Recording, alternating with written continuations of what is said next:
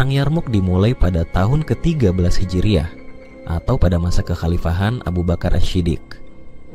Menurut sejarah, Perang Yarmuk berlangsung pada 15 Agustus 636 Masehi hingga 20 Agustus 636 Masehi. Di saat Perang Yarmuk tengah berlangsung, umat Islam mendapat kabar duka dari wafatnya Khalifah Abu Bakar Asy-Shiddiq. Pengganti Rasulullah SAW itu wafat pada tanggal 8 bulan Jumadil Akhir tahun ke-13 Hijriah. Dan ada pula yang menyebutkan beliau wafat pada 1 Jumadil Akhir 13 Hijriah. Peperangan tersebut adalah pertempuran antara pasukan Muslim dan pasukan Romawi yang beragama Nasrani di lokasi tidak jauh dari lembah Yordania, yakni Sungai Yarmuk. Sungai itu menjadi pusat perairan yang ditumbuhi tanaman yang mengalir dari dataran tinggi Hauran ke lembah Yordania, tepat di selatan Laut Galili. Dalam peperangan tersebut, pasukan Muslim berhasil memukul mundur pasukan Romawi. Perang tersebut merupakan perang terdahsyat dalam sejarah peradaban Islam, sebab tentara Romawi mencapai 240.000 orang, sedangkan pasukan Muslim sekitar 46.000 orang. Kendati begitu, Khalid bin Walid bersama 4 komandan perang yang ditunjuk Abu Bakar Asy-Shiddiq, Amr bin Ash, Yazid bin Abu Sofyan, Abu Ubaidah al-Jarrah, dan Syurahbil bin Hasanah mampu mengalahkan pasukan Romawi. Setelah kemenangan gemilang itu, Abu Ubaidah al-Jarrah yang didapuk Khalifah Umar bin Khattab menggantikan Khalid bin Walid membagi negeri Syam menjadi 4 daerah, yakni Hims, Damaskus, Busrah atau Yordania, dan Palestina. Damaskus kemudian dipimpin oleh Yazid bin Abu Sofyan, Yordania dipimpin Syurahbil bin Hasanah, Abu Ubaidah al-Jarrah di Hims, dan Palestina dipercayakan kepada Amr bin Ash. Setelah pembagian itu, Amr bin Ash ditugaskan membebaskan Baitul Maqdis di Palestina. Saat itu, Al-Quds di bawah tanggung jawab pemimpin Kristiani, Uskup Sophronius sebagai perwakilan Bizantium dan kepala gereja Kristen Yerusalem. Ketika Amr bin Ash mengepung Al-Quds, Sophronius tetap menolak untuk menyerahkan kunci Baitul Maqdis kepada umat Islam. Dalam beberapa riwayat disebutkan bahwa Patriark kota Yerusalem saat itu, Sophronius, hanya akan menyerahkan kunci Baitul Maqdis kepada pria yang memiliki nama 3 huruf, yakni Ain, Mim, dan Ra. Mereka bahkan menyebutkan ciri-ciri orang yang akan menerima kunci tersebut dengan merujuk kitab-kitab mereka. Mendengar syarat itu, Amr bin Ash mengatakan kepada mereka bahwa namanya terdiri dari huruf-huruf yang disebutkan. Namun Sophronius membantah dan mengatakan nama Amru terdiri dari 4 huruf dan tidak sesuai dengan ciri-ciri fisik yang disebutkan dalam kitab Nasrani. Setelah mencermati ciri-ciri yang disampaikan, para sahabat di bawah komanda Amr bin Ash kemudian mengatakan bahwa dimaksud adalah Amirul Mukminin Umar bin Khattab. Amru lalu mengirim surat kepada Abu Ubaidah al-Jarrah yang kala itu berada di Hims. Dia meminta Abu Ubaidah mengirim surat kepada Umar bin Khattab untuk memberitahukan keinginan petinggi gereja di Baitul Maqdis. Umar bin Khattab terima kunci Baitul Maqdis. Setelah menerima surat dari Abu Ubaidah al-Jarrah, Umar bin Khattab kemudian bermusyawarah dengan para sahabat senior seperti Utsman bin Affan dan Ali bin Thalib. Dia meminta pendapat kepada sahabat Rasulullah terkait keputusan yang akan diambil.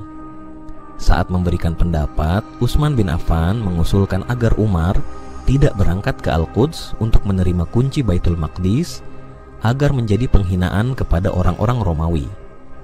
Namun Ali bin Thalib berkata lain. Dia meminta Umar bin Khattab berangkat ke Al-Quds dan menerima secara langsung kunci pembebasan Baitul Maqdis. Kedatangan Umar ke Syam juga akan memberi dukungan dan penyemangat kepada pasukan Muslim. Terlebih lagi pasukan Muslim yang di Syam sudah 2 tahun tidak melihat Umar sejak dikirim oleh Abu Bakar pada tahun 13 Hijriah. Umar bin Khattab memutuskan berangkat ke Al-Quds untuk menerima kunci Baitul Maqdis. Ia minta ditemani oleh seorang asisten. Dalam perjalanan, Umar hanya mengendarai 1 unta. Umar dan asistennya bergantian naik di atas unta tersebut. Saat hendak mencapai Al-Quds, Umar berjalan kaki karena saat itu giliran sang asisten naik unta. Lantaran tidak enak hati, sang asisten memaksa Umar saja yang naik unta. Tapi Umar menolak. Saat itu, seluruh penduduk Al-Quds melihat Umar datang dengan unta yang ditunggangi pelayannya. Semua orang takjub. Patriark Sophronius pun terkaget-kaget dengan pemandangan itu. Dia tidak menyangka pria dengan pakaian sederhana dan membiarkan untanya ditunggangi oleh pelayan adalah penakluk Baitul Maqdis. Umar dan Sophronius pun bernegosiasi. Hasil negosiasi itu terkenal dengan Umayyah Covenant. Hingga kini, kesepakatan itu masih disimpan di Gereja Suci Sepulker di Yerusalem. Teks perjanjian tersebut adalah sebagai berikut. Bismillahirrahmanirrahim. Ini adalah jaminan keamanan dari hamba Allah, Umar, Amirul Mukminin, kepada penduduk Yerusalem. Umar memberikan jaminan terhadap jiwa mereka, harta, gereja-gereja, salib-salib, orang-orang yang lemah, dan mereka tidak dipaksa meninggalkan agama mereka. Tidak ada seorang pun di antara mereka yang merasa terancam dan diusir dari Yerusalem. Dan orang-orang Yahudi tidak akan tinggal bersama mereka di Yerusalem. Ini adalah permintaan penduduk Yerusalem, karena penduduk Yerusalem sangat membenci orang-orang Yahudi. Orang-orang Yahudi membunuhi tawanan Nasrani di wilayah Persia. Sampai ada riwayat yang menyebutkan Umar menjamin tidak ada Yahudi yang lewat dan bermalam di Yerusalem. Penduduk Yerusalem diwajibkan membayar pajak sebagaimana penduduk kota-kota lainnya. Mereka juga harus mengeluarkan orang-orang Bizantium dan para perampok. Orang-orang Yerusalem yang tetap ingin tinggal di wilayah Bizantium, mereka boleh membawa barang-barang dan salib-salib mereka. Mereka dijamin aman sampai mereka tiba di wilayah Bizantium. Setelah itu mereka pun masih diperbolehkan kembali lagi ke Yerusalem jika ingin berkumpul dengan keluarga mereka, namun mereka wajib membayar pajak sebagaimana penduduk lainnya. Apabila mereka membayar pajak sesuai dengan kewajiban, maka persyaratan yang tercantum dalam surat ini adalah di bawah perjanjian Allah, Rasulnya, Khalifah dan umat Islam. Tarikh At-Tabari. Setelah kesepakatan, kunci Baitul Maqdis resmi diserahkan pada 637 sebelum Masehi. Gerbang Al-Quds pun terbuka dan Khalifah Umar dijamu di Gereja Suci Sepulker. Saat di dalam, Patriark menawarkan jika Umar ingin berdoa. Umar menolak dengan alasan ia khawatir umat Islam nanti akan mengikutinya. Dia salat di area selatan gereja yang kemudian menjadi Masjid Umar di Al-Quds. Umar bin Khattab, khalifah kedua dalam sejarah Islam, dikenal sebagai pemimpin yang adil dan bijaksana. Kisah pertemuannya dengan Raja Beatrix di Yerusalem menggambarkan pertemuan dua pemimpin besar dari dua dunia yang berbeda. Narasi ini bisa menjadi simbol pertemuan dua tokoh yang mewakili keadilan dan kebijaksanaan dalam kepemimpinan. Kisah ini bermula ketika tentara Muslim di bawah komando Umar bin Khattab berhasil mengepung Yerusalem. Pada waktu itu, Yerusalem adalah kota yang sangat penting bagi berbagai agama, termasuk Islam, Kristen, dan Yahudi. Kota ini berada di bawah kekuasaan Bizantium. Dan saat tentara Muslim mendekati kota, penduduk dan pemimpin kota merasa khawatir akan masa depan mereka. Raja Beatrix yang memerintah Yerusalem dengan bijaksana dan adil menyadari bahwa pertempuran akan membawa penderitaan bagi rakyatnya. Ia memutuskan untuk mencari solusi damai dan mengirim pesan kepada Umar bin Khattab. Dalam pesan tersebut, Beatrix menyatakan kesediaannya untuk menyerahkan kota tanpa perlawanan dengan syarat Umar sendiri yang datang untuk menerima penyerahan tersebut. Umar, yang dikenal dengan kesederhanaannya, setuju untuk datang ke Yerusalem. Ia melakukan perjalanan ke kota suci tersebut dengan pakaian yang sederhana dan hanya ditemani oleh seorang pelayan. Perjalanan ini menunjukkan sifat rendah hati Umar dan komitmennya terhadap prinsip-prinsip Islam yang menekankan kesederhanaan dan keadilan. Sesampainya di Yerusalem, Umar disambut oleh Raja Beatrix dan para pemimpin kota. Pertemuan ini berlangsung di gerbang utama kota, di mana Beatrix menyerahkan kunci Yerusalem kepada Umar. Penyerahan kunci ini menjadi simbol penyerahan kota secara damai dan penghormatan terhadap kepemimpinan Umar yang adil. Beatrix dan Umar kemudian mengadakan pertemuan untuk membahas masa depan Yerusalem. Beatrix yang memiliki pengetahuan mendalam tentang sejarah dan kebudayaan kota menjelaskan pentingnya menjaga perdamaian dan toleransi antar agama. Ia menyatakan bahwa Yerusalem harus menjadi kota di mana semua umat beragama dapat hidup dan beribadah dengan bebas.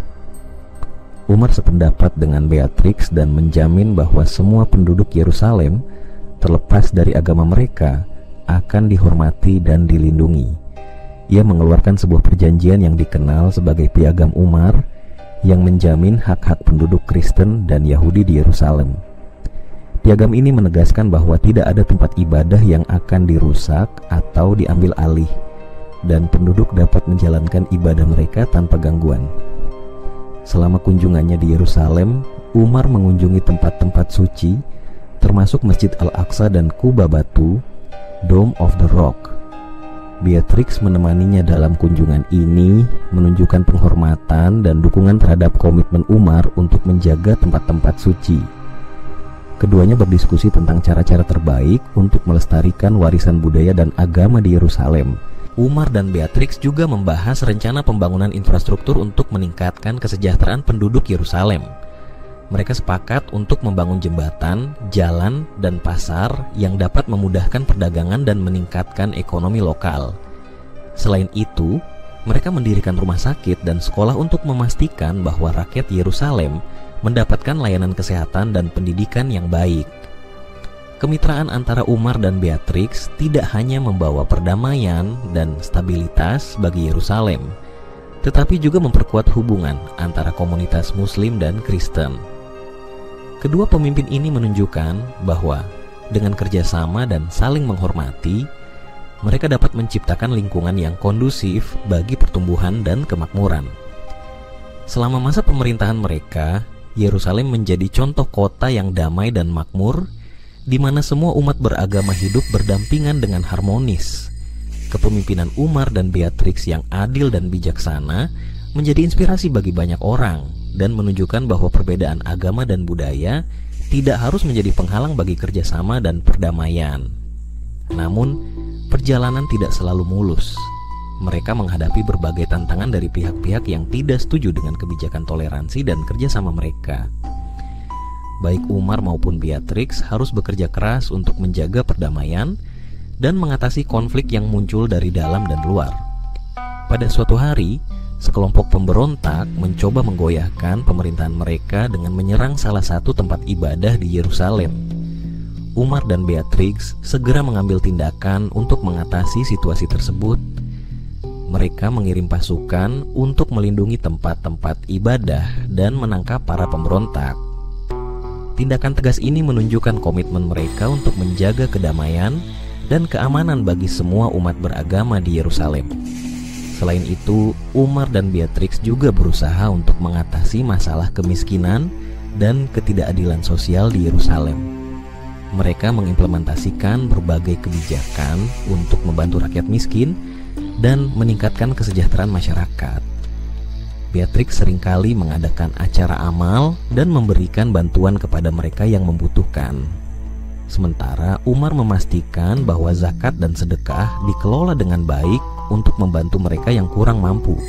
Hubungan baik antara Umar dan Beatrix juga membuka jalan bagi pertukaran budaya dan ilmu pengetahuan antara dunia Islam dan Kristen.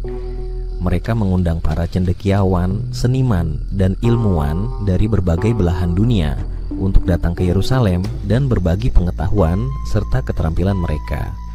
Hal ini menjadikan Yerusalem sebagai pusat kebudayaan dan ilmu pengetahuan yang dihormati. Selama masa pemerintahan mereka, Yerusalem mengalami kemajuan pesat dalam berbagai bidang, termasuk seni, ilmu pengetahuan, dan perdagangan. Keduanya bekerja keras untuk memastikan bahwa semua penduduk kota mendapatkan kesempatan yang sama untuk berkembang dan mencapai potensi mereka. Kepemimpinan mereka yang adil dan bijaksana membuat Yerusalem menjadi kota yang makmur dan dihormati.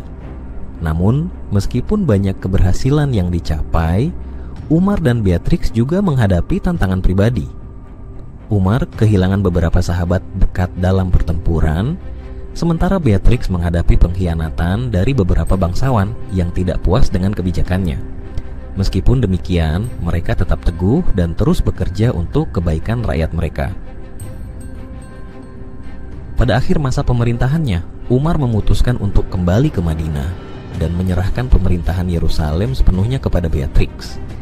Ia percaya bahwa Beatrix adalah pemimpin yang tepat untuk menjaga kedamaian dan kemakmuran kota suci tersebut. Keputusan ini menunjukkan kepercayaan dan penghormatan yang besar dari Umar terhadap Beatrix. Setelah kepergian Umar, Beatrix melanjutkan kepemimpinannya dengan penuh dedikasi. Ia terus bekerja untuk memperkuat hubungan antaragama dan memastikan bahwa Yerusalem tetap menjadi kota yang damai dan makmur. Beatrix juga mengenang Umar sebagai pemimpin yang adil dan bijaksana yang telah membantu meletakkan dasar bagi perdamaian dan kerjasama di Yerusalem. Kisah pertemuan dan kerjasama antara Umar bin Khattab dan Raja Beatrix menjadi inspirasi bagi banyak orang. Ini adalah contoh nyata tentang bagaimana pemimpin dari latar belakang yang berbeda dapat bekerja sama untuk mencapai tujuan bersama. Kepemimpinan mereka yang adil dan bijaksana menunjukkan bahwa perbedaan agama dan budaya tidak harus menjadi penghalang bagi perdamaian dan kerjasama. Raja Beatrix adalah tokoh yang tidak umum dibahas dalam sejarah Islam, terutama dalam konteks kunci Baitul Maqdis yang diterima Umar bin Khattab. Namun, dalam sejarah, ada cerita terkenal mengenai kunci Baitul Maqdis yang melibatkan Umar bin Khattab, khalifah kedua umat Islam, dan penyerahan kota suci Yerusalem. Kisah ini dimulai ketika tentara Muslim di bawah kepemimpinan Umar bin Khattab berhasil mengepung Yerusalem. Pada waktu itu, Yerusalem adalah kota yang sangat penting bagi berbagai agama, termasuk Islam, Kristen, dan Yahudi. Kota ini berada di bawah kekuasaan Bizantium. Dan saat tentara Muslim mendekati kota, penduduk dan pemimpin kota merasa khawatir akan masa depan mereka.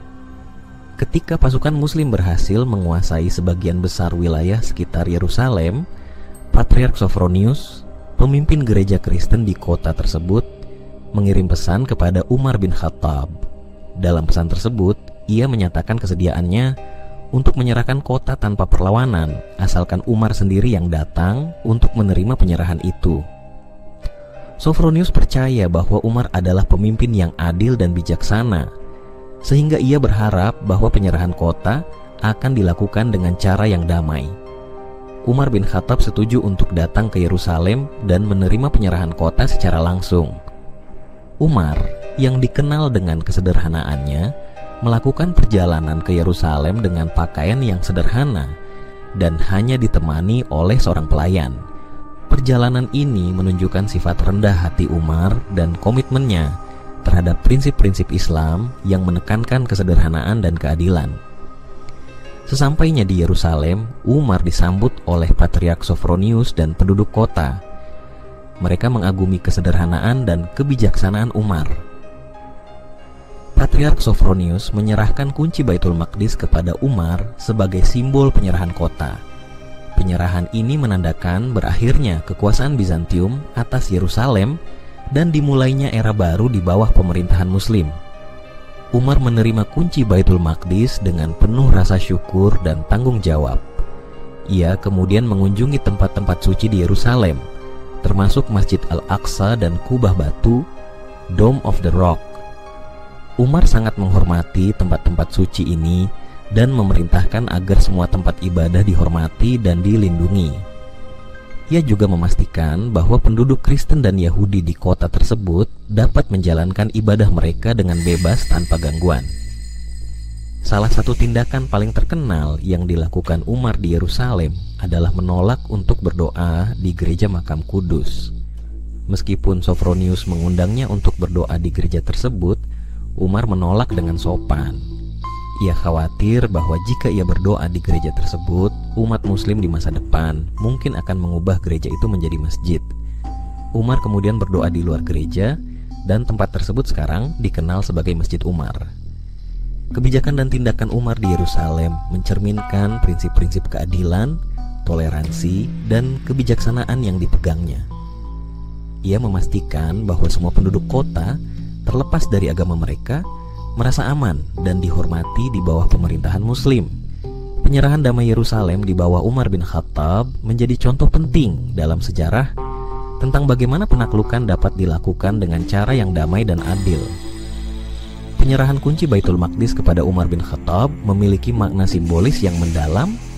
Kunci tersebut tidak hanya mewakili penyerahan fisik kota, tetapi juga simbol kepercayaan dan harapan penduduk Yerusalem terhadap Umar sebagai pemimpin yang adil.